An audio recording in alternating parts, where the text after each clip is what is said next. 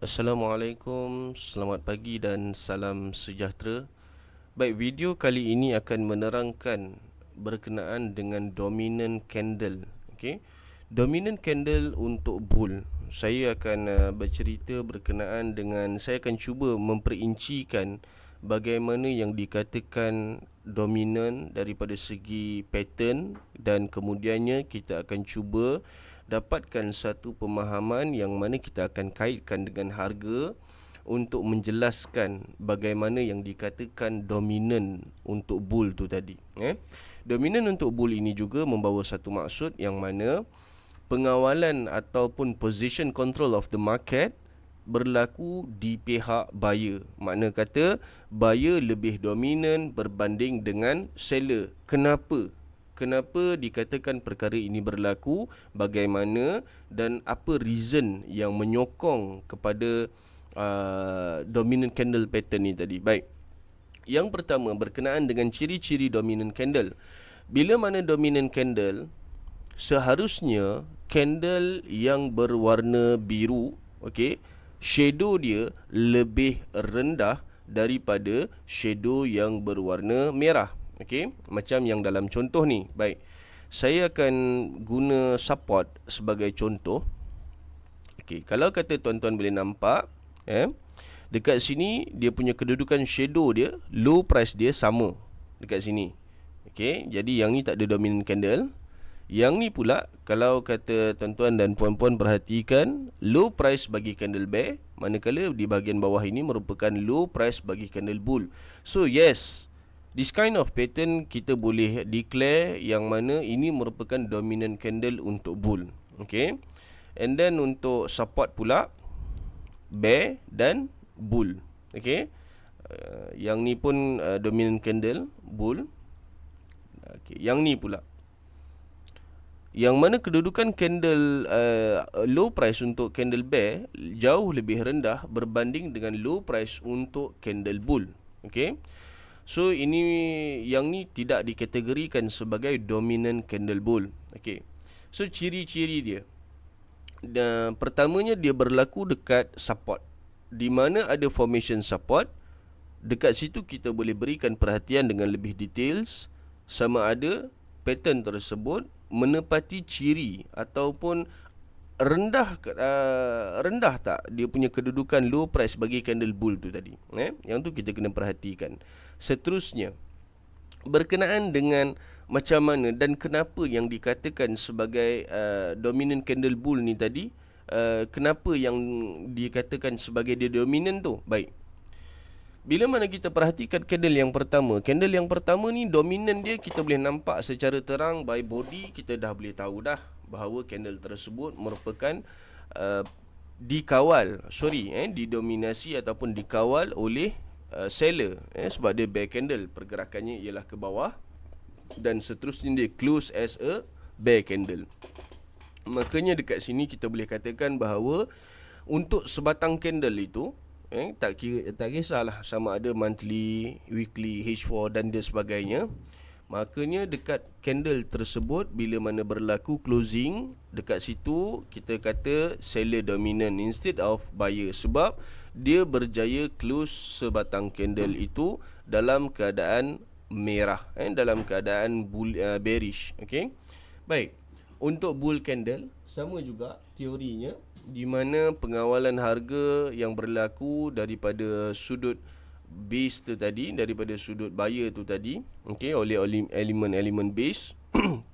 Bila mana dia berjaya conquer price, bila mana dia berjaya mengawal harga, bila mana the position control of the market punya position berjaya dipelopori oleh bull, okey, berjaya dipelopori oleh buyer, makanya candle itu akan close as a bull candle regardless the time frame, whether it is monthly, weekly, daily, H4 and so on. Okay, baik. Jadi sekarang ni dominant candle must be determined by the color of the candle. What kind of the player yang control candle tu tadi? Bear by seller, bull by buyer.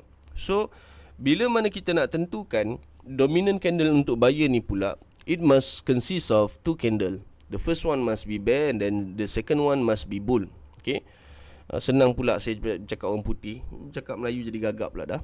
So pakai mana yang ada lah as long as korang faham, jadilah. Okay. So kalau kata macam contoh pairing kepada dua candle ni tadi, macam mana kita nak tentukan, macam mana yang dikatakan bahawa pairing dua ini dominant buyer ataupun dominant untuk bull. Baik, bila mana candle bear dia turun sampai bawah. Okay, sebelum tu saya buka dulu candle bear punya kronologi, bagaimana berlakunya candle bear. Okay, boleh nampak dekat sini. Sekejap. Okay, first step daripada open naik ke high. Seterusnya second step dari high turun ke low. Daripada low dia naik pergi ke close price. Okay, ini kronologi bagaimana berlakunya candle bear. Makna kata the last one is the third step, the movement in between low to the close price. So that is the last one. Okay, makanya bila mana dia sampai dekat close price, dia pun siap lah. Baik, so sekarang ni the last price yang seller berjaya push adalah sehingga kepada $23. Ni saya buat dekat sini. Okay, $23. Ni dia punya line dia. Ni ni dia punya line dia. Okay, $23. Sedangkan candle ini merupakan candle bear. Didominasi, control the position by the seller.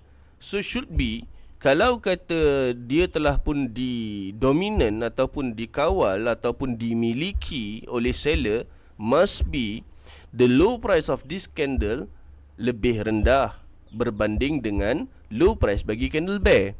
Sebab apa? Dominant player bagi candle ini merupakan seller, dan sifat seller ialah menurun ke bawah. Itu yang berlaku. Tapi sebaliknya, bila mana kita tengok candle bull ada kat sebelah dia, macam dalam formation yang ini, walaupun bull candle ini didominasi oleh buyer, okay, tapi awalnya seller masuk dalam market dan strike sampai ke $27.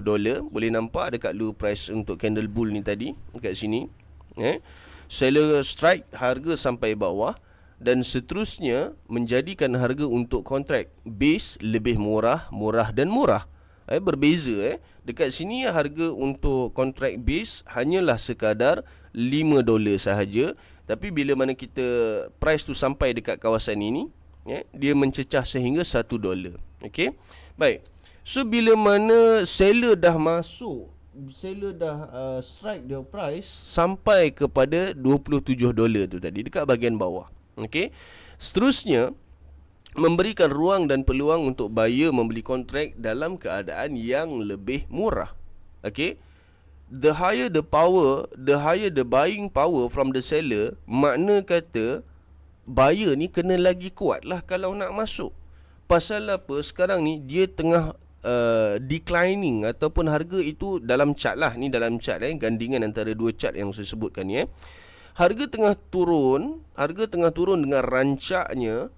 Jadi bila mana buyer nak masuk, dia memerlukan something yang indeed memang kena kuat betul-betul, supaya dia boleh counter strike balik apa yang seller sedang buat. Bayangkan, saya ambil satu contoh daripada kos $1 contohnya. Dia turun sehingga kepada $27.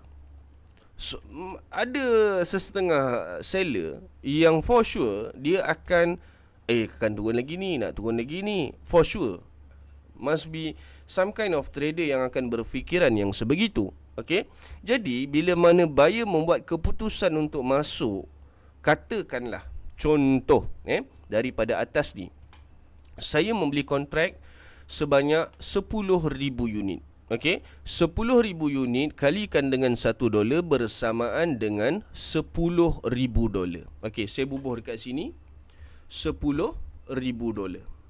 Okay, yang saya beli ni kat sini kontrak untuk code. Okay, saya buat warna merah.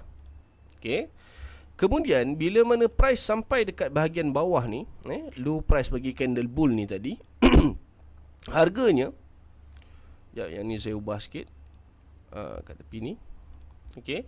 Bila mana saya pergi kepada bahagian bawah ni, low price untuk candle bull ni yang kat sini, dia telah pun meningkat nilai menjadi $27. Saya beli 10,000, harga dia dah jadi $27. Sekejap saya nak bagi kalkulator kejap. Okey.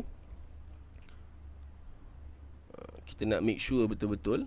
Kontrak yang saya beli ialah sebanyak 10,000 unit, kalikan dengan $27 bersamaan dengan $270,000. Dekat sini.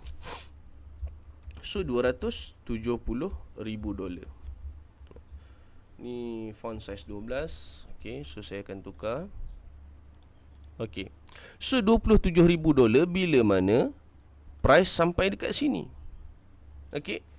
Jadi bila mana bila mana buyer nak masuk, dekat sini nilai dia ialah $270,000 dekat sini nilai dia. Jap, saya bagi nampak macam tu sikit. Okey, $27,000. So sekarang ni buyer pula dengan kos $1, berapa banyak dia nak kena masuk? Value dia mesti lebih tinggi daripada $270,000 sebab dia nak strike naik ke atas. Sekarang ni dalam pasaran seller bernilai sebanyak $270,000. Jadi kalau kata buyer nak masuk dekat sini dengan harga yang murah, maknanya dia kena gandakan the quantity of the contract. Yang tu yang perlu digandakan. Okey? Sebagai contoh, sekiranya buyer membeli kontrak dengan kuantiti 270,000 unit kontrak dikalikan dengan $1, so akan dapat nilai yang sama. Akan dapat nilai yang sama.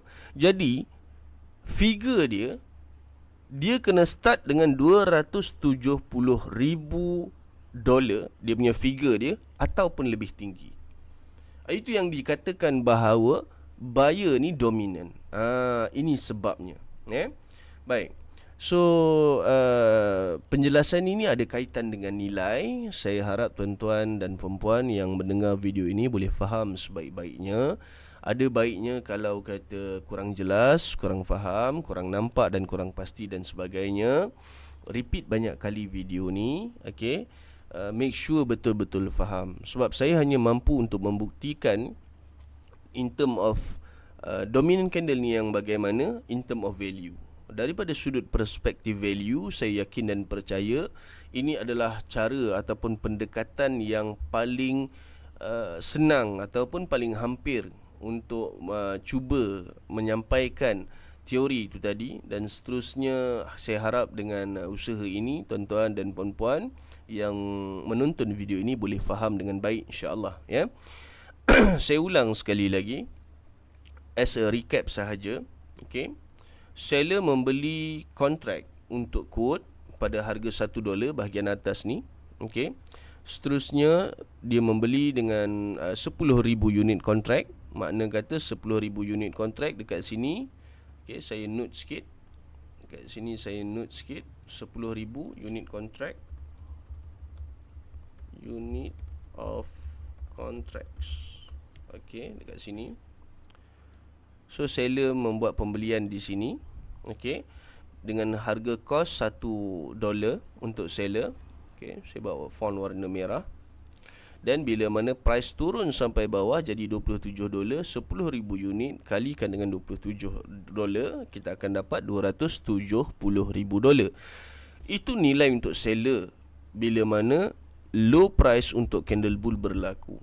Jadi kalau kata buyer nak masuk dalam pasaran, paling kurang dia kena ada $270,000 nilai of contract yang buyer perlu ada, ya. Dan selepas daripada tu, mungkin seller pun dah nampak macam ni buyer dah start masuk dan sebagainya. So dia pun mula take off dia punya kontrak sedikit demi sedikit, partially ataupun mungkin sepenuhnya ke apa ke, wallahu alam. Dan seterusnya memberikan ruang untuk bull kembali dominant dan close as a bull candle. Itu dia, Selepas daripada ni, insya-Allah saya akan membuat satu recording lagi berkenaan dengan macam mana nak tengok. Kita nak tengok virtually, kita nak tengok apa keadaan dominant candle ni on chart macam mana, dekat mana dia berlaku, apa reaction pada market dan sebagainya. Kita akan tengok benda-benda tu. Baik, sekian sahaja daripada saya. Fahamkan dengan baik, jelaskan diri anda untuk sebarang persoalan yang ada. Make sure to be clear, betul-betul faham benda ni agak penting. Baik, sekian sahaja daripada saya. Semoga bermanfaat. Selamat menonton dan selamat belajar. Assalamualaikum dan salam sejahtera.